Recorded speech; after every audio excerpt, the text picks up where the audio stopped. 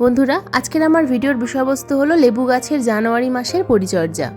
আমাদের বাগানের প্রত্যেকটা লেবু গাছে এই জানুয়ারি মাসে আমরা কোন কোন কাজ করব, কোন কোন কাজ করব না, কোন কাজ করলে জানুয়ারি মাসের শেষে আমরা আমাদের বাগানের প্রত্যেকটা লেবু গাছ থেকে প্রচুর পরিমাণে ফুল পাবো। আর ফুল আসা মানেই সেই লেবু গাছে অগণিত লেবু আসবে। এই সময় আমরা কোন খাবার গাছে প্রয়োগ করতে পারবো, কোন খাবার গাছে প্রয়োগ করতে পারবো না, সব কিছু বলবো আজকের এই ভিডিওতে। তাই আজকের এই ভিডিওটা মনোযোগ দিয়ে দেখার অনুরোধ রইল, কারণ আজকের এই ভিডিওতে সব কিছু স্টেপ বাই স্টেপ ডিটেলসে আলোচনা করব। তাই আজকের এই ভিডিওটা যদি স্কিপ করে দেখো তাহলে অনেক কিছুই অজানা থেকে যাবে। নমস্কার, আমি লাবণী, আমার বাগানে তোমাদের সবাইকে জানাই স্বাগত। বন্ধুরা, আমরা সবাই জানি আমাদের বাগানের প্রায় প্রত্যেকটা লেবু গাছে জানুয়ারি মাসের শেষের দিকে ফুল আসে। আর জানুয়ারি মাস শুরু হওয়ার সাথে সাথেই আমাদের মনে এই প্রশ্নটা আসছে যে কখন থেকে আমাদের গাছে ফুল আসা শুরু হবে। কিন্তু অনেক সময় গাছে প্রচুর পরিমাণে খাবার প্রয়োগ করা সত্ত্বেও কোনো রকম গাছে ফুলের দেখা পাওয়া যায় না। তো গাছে প্রচুর পরিমাণে ফুল আনতে গেলে শুধুমাত্র খাবার প্রয়োগ করলেই হবে না, জানতে হবে কয়েকটা টিপস, যে টিপসগুলো ফলো করলে তবেই আমাদের বাগানের প্রত্যেকটা লেবু গাছে প্রচুর পরিমাণে ফুল আসবে। প্রথমেই বলবো টিপস নাম্বার 1, আমাদের বাগানের প্রত্যেকটা লেবু গাছকে কোথায় রাখবো? যেখানে পর্যাপ্ত পরিমাণ সূর্যালোক আছে সেই রকম জায়গায় আমাদের বাগানের লেবু গাছকে রাখতে হবে। কমপক্ষে 5 থেকে 6 ঘন্টা রোদ্দুর আসে এইরকম জায়গায় লেবু গাছ রাখলে তবেই লেবু গাছে ফুল আসবে। তা না হলে বছরের পর বছর কেটে গেলেও গাছে কিন্তু ফুল আসবে না। যদিও বা দুটো একটা ফুল আসে, সেই ফুল থেকে ফল হওয়ার সম্ভাবনা অনেকটাই কম থাকে। টিপস নাম্বার 2, বন্ধুরা, এই সময় আমাদের বাগানের যে সমস্ত লেবু গাছে ফুল আসার সম্ভাবনা আছে, বড় গাছ, প্রত্যেকটা গাছে এই সময় কিন্তু জলের কষ্ট দিতে হবে। এই সময় অতিরিক্ত জল একেবারেই দেওয়া যাবে না। অতিরিক্ত জল দিলে গাছে শুধুমাত্র পাতা আসবে, ফুলের দেখা আমরা কিন্তু সময় মতো পাবো না। যত বেশি আমরা জলের কষ্ট দেব, গাছ ভাববে আমরা মারা যাব, তো সঙ্গে সঙ্গে ওরা কিন্তু বংশ বিস্তার করতে আরম্ভ করবে, গাছে প্রচুর পরিমাণে ফুল আনবে। তবে বাগানে যে সমস্ত ছোট লেবু গাছ আছে সেই সমস্ত লেবু গাছে জোর করে ফুল আনার দরকার নেই। সেই সমস্ত গাছে কিন্তু আমরা পর্যাপ্ত পরিমাণ জল প্রয়োগ করব। যেমন সামনে যে গাছটা দেখতে পাচ্ছ, এটা একটা ছোট লেবু গাছ, তো এই গাছে আমি কিন্তু পর্যাপ্ত পরিমাণ জল প্রয়োগ করি। জল কখন প্রয়োগ করতে হবে, কখন প্রয়োগ করতে হবে না সেটা বুঝবে কিভাবে? টবের মিডিয়া যখন দেখবে যে হালকা শুকিয়ে গেছে, অনেকটাই উপর থেকে মাটিটা ঝুরঝুরে হয়ে গেছে, তো সেই সময় আমরা আবার দ্বিতীয়বারের জন্য জল প্রয়োগ করব। কিন্তু মাটি যদি ভেজা ভেজা হয়ে থাকে সেই সময় কিন্তু আমরা একেবারেই জল প্রয়োগ করব না, তাহলে ওভার ওয়াটারিং হয়ে যাবে, গাছে নতুন কচি পাতা আসবে, ফুলের দেখা তোমরা পাবে না। এরপর আসি টিপস নাম্বার 3, বন্ধুরা, প্রতি মাসে অন্তত 2 বার হালকা করে টবের মাটিটা খুশে দিতে হবে। আমি যেভাবে দেখাচ্ছি দেখো, হালকা করে টবের মাটিটা এইভাবে কিন্তু আমি খুশে দিচ্ছি। টবের মাটি খুশে দিলে টবের মাটিতে কোনো রকমভাবে জল জমা হবে না। টবের মিডিয়াতে যদি অতিরিক্ত মাত্রায় জল জমা হয় তাহলে কিন্তু গাছের ক্ষতি হবে, কারণ লেবু গাছ ভীষণ সেন্সিটিভ গাছ, আর এই গাছের গোড়ায় যদি জল জমা হতে থাকে গোড়া পচে যাবে, ফাঙ্গাস অ্যাটাক হবে এবং সঙ্গে সঙ্গে গাছটা কিন্তু ডাইব্যাক হয়ে মারা যাবে। টিপস নাম্বার 4, এই সময় অত্যন্ত গুরুত্বপূর্ণ যে কাজটা আমাদের করতে হবে, আমাদের বাগানে যে সমস্ত লেবু গাছ আছে প্রত্যেকটা লেবু গাছে খুব ভালোভাবে নিরীক্ষণ করতে হবে যে গাছের মধ্যে কোনো রকম কোনো পোকামাকড়ের আক্রমণ হয়েছে কিনা, তাছাড়া ফাঙ্গাস প্রবলেম হচ্ছে কিনা, কারণ এখন অতিরিক্ত কুয়াশার কারণে গাছে প্রচুর পরিমাণে ফাঙ্গাস প্রবলেম এবং পোকামাকড়ের আক্রমণ হবে। তো প্রথম যে কাজটা আমাদের করতে হবে, গাছে ভালো মানের ফাঙ্গিসাইড স্প্রে করতে হবে। তো আমি এখানে যেটা দেখাচ্ছি সেটা হলো কপার অক্সিক্লোরাইড যুক্ত ফাঙ্গিসাইড। তো আমি স্প্রে করছি টাটা ব্লাইটক্স ফাঙ্গিসাইড। তোমরা এখানে ব্লু কপার ইউজ করতে পারো, তাছাড়া হাতের কাছে যেটা আছে সেটা স্প্রে করতে পারো, অথবা তোমরা অ্যামিস্টার টপ ইউজ করতে পারো। 1 লিটার জলে 2 গ্রাম মিশিয়ে সকালবেলা গাছের পাতায় খুব ভালোভাবে যে কোনো ফাঙ্গিসাইড স্প্রে করে দেবে। তো এটা মাসে 2 বার স্প্রে করতে হবে। এই ফাঙ্গিসাইড স্প্রে করার ফলে গাছের মধ্যে যদি কোনো রকম কোনো ফাঙ্গাস প্রবলেম থেকে থাকে সেটা কিন্তু আর হবে না। তবে ফাঙ্গিসাইড স্প্রে করার কিন্তু নিয়ম আছে। গাছে যখন ফুল আসবে না সেই সময় একবার স্প্রে করতে হবে, এবং গাছে যখন দেখতে পাবে এরকম ছোট ছোট কুঁড়ি এসছে তো সেই সময় স্প্রে করতে হবে। ফুলের কুঁড়ি ফুটে যাওয়ার পর আর কিন্তু গাছে কোনো রকমভাবে ফাঙ্গিসাইড বা পেস্টিসাইড কোনোটাই স্প্রে করা যাবে না। ফুল একবার ফুটে যাওয়ার পর যদি আমরা পেস্টিসাইড বা ফাঙ্গিসাইড স্প্রে করি তাহলে সেই ফুল কিন্তু ঝরে যাওয়ার সম্ভাবনা বেশি থাকে এবং সেই ফুল থেকে ফল পরিণত হওয়ার সম্ভাবনাটাও অনেকটা কম থাকে। তো এই রকম অবস্থায় আমরা গাছে পেস্টিসাইড এবং ফাঙ্গিসাইড স্প্রে করব, ফুল ফুটে যাওয়ার পর আর করব না। এই বিষয়টা একটু মনে রাখার চেষ্টা করবে। বন্ধুরা, এবার বলবো আমরা আমাদের লেবু গাছে এই সময় কোন খাবার প্রয়োগ করব। প্রথমেই বলেছি আমরা এই সময় কোনো রকম কোনো মিশ্র খাবার প্রয়োগ করব না। গাছে যদি আমরা পর্যাপ্ত পরিমাণে ঠিক সময় মতো ঠিক খাবারটা প্রয়োগ করতে না পারি তাহলে গাছের কুঁড়ি ঝরে যাবে, ফুলও ঝরে যাবে।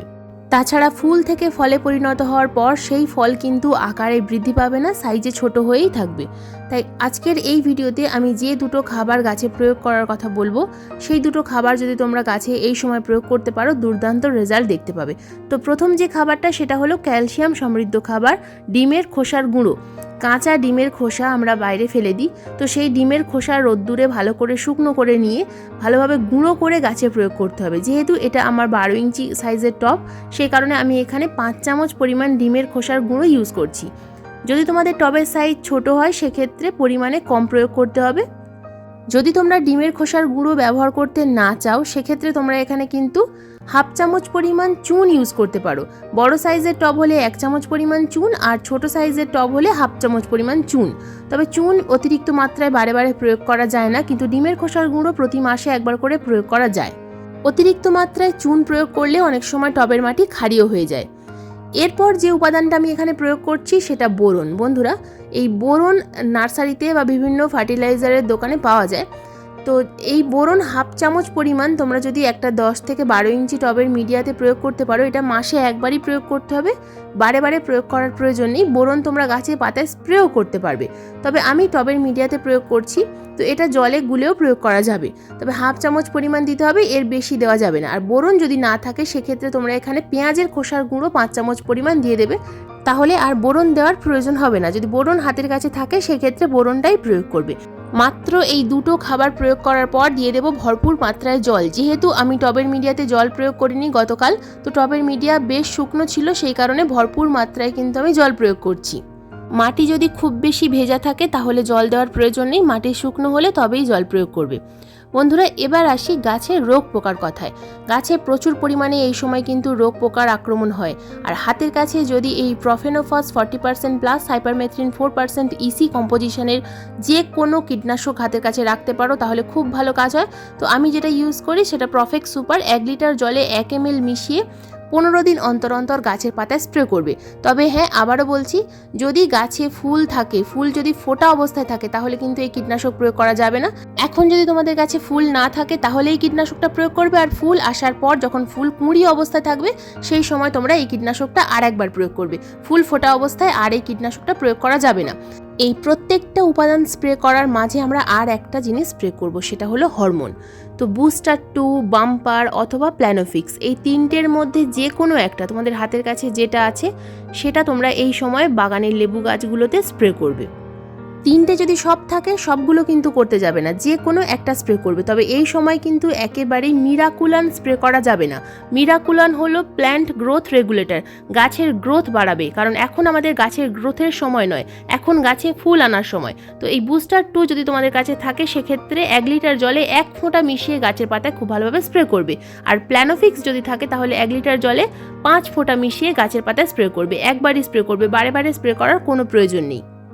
এখানে আরও একটা কথা বলে রাখি বন্ধুরা, যদি তোমাদের কাছে NPK 05234 থাকে সেটাও তোমরা কিন্তু গাছে মাঝে মাঝে স্প্রে করতে পারো। 15 দিন অন্তর অন্তর বা 12 দিন অন্তর অন্তর গাছের পাতায় যদি স্প্রে করো, সম্পূর্ণ গাছে যদি স্প্রে করো তাহলে খুব ভালো রেজাল্ট পাবে। কারণ গাছে যে শুধুমাত্র পটাশিয়াম স্প্রে করতে হবে তা নয়, গাছে পটাশ যেমন প্রয়োজন ঠিক তেমনই কিন্তু ফসফরাসেরও প্রয়োজন গাছে প্রচুর পরিমাণে ফুল আনার জন্য। এই সময় ব্যালেন্স এনপিকে একেবারেই গাছে স্প্রে করবে না, কারণ ব্যালেন্স এনপিকের মধ্যে সামান্য পরিমাণ নাইট্রোজেন আছে, আর নাইট্রোজেন সমৃদ্ধ খাবার এই সময় গাছে একেবারেই স্প্রে করা যাবে না বা গাছের মিডিয়াতেও দেওয়া যাবে না। তাই আমি প্রথমেই বলেছি যে কোনো রকম কোনো কম্পোস্ট খাবার, শিংকুচি, এই সমস্ত নাইট্রোজেন সমৃদ্ধ খাবার এখন আমরা টবের মিডিয়াতে দেবো না। এখন যদি আমরা নাইট্রোজেন সমৃদ্ধ খাবারটাকে বাদ দিয়ে ফসফরাস বা পটাশিয়াম সমৃদ্ধ খাবার গাছে প্রয়োগ করতে পারি তাহলে খুব ভালো রেজাল্ট পাবো। সমস্ত গাছে কিন্তু ফুল আসবে। বাগানে যত লেবু গাছ আছে প্রত্যেকটা লেবু গাছে এই জানুয়ারি মাসের 15 তারিখের মধ্যেই কিন্তু ফুল চলে আসবে। আর যদি এখন ভুল করেও নাইট্রোজেন সমৃদ্ধ খাবার বা মিরাকুলান গাছে স্প্রে করো, ব্যালেন্স এনপিকে স্প্রে করো, তাহলে গাছে ফুল আসবে না, প্রচুর পরিমাণে পাতা আসবে এবং গাছের খুব ভালো বৃদ্ধি শুরু হয়ে যাবে। কিন্তু আমরা এখন গাছের বৃদ্ধি চাই না, গাছে ফুল চাই, আর ফুল আসা মানেই গাছে আসবে প্রচুর পরিমাণে ফল। তো বন্ধুরা, এই ছিল আজকের আমার জানুয়ারি মাসে লেবু গাছে ফুল আসার আগের গুরুত্বপূর্ণ পরিচর্যা। যে পরিচর্যার কথাগুলো বললাম এই পরিচর্যাগুলো করে ফেলো, গাছে দুর্দান্ত রেজাল্ট তোমরা দেখতে পাবে। তো আজকের এই ভিডিওটা এই পর্যন্তই। আজকের এই ভিডিওটা তোমাদের কেমন লাগলো অবশ্যই কমেন্ট করে জানাবে। ভিডিও সংক্রান্ত যদি কোনো রকম কোনো প্রশ্ন থাকে অবশ্যই কমেন্ট বক্সে কমেন্ট করবে, আমি যথাযথ উত্তর দেওয়ার চেষ্টা করব। আজকের এই ভিডিওটা যদি তোমাদের ভালো লেগে থাকে তো প্লিজ একটা লাইক করো, শেয়ার করো, হাইপ করো। চ্যানেলে যদি নতুন বন্ধু হয়ে থাকো চ্যানেলটাকে সাবস্ক্রাইব করে পাশের বেল আইকনটা প্রেস করে দিও এরকম নিত্য নতুন বাগান সংক্রান্ত ভিডিও দেখার জন্য। আজকের এই ভিডিওটা সম্পূর্ণ মনোযোগ দিয়ে দেখার জন্য তোমাদের সবাইকে জানাই অসংখ্য অসংখ্য ধন্যবাদ।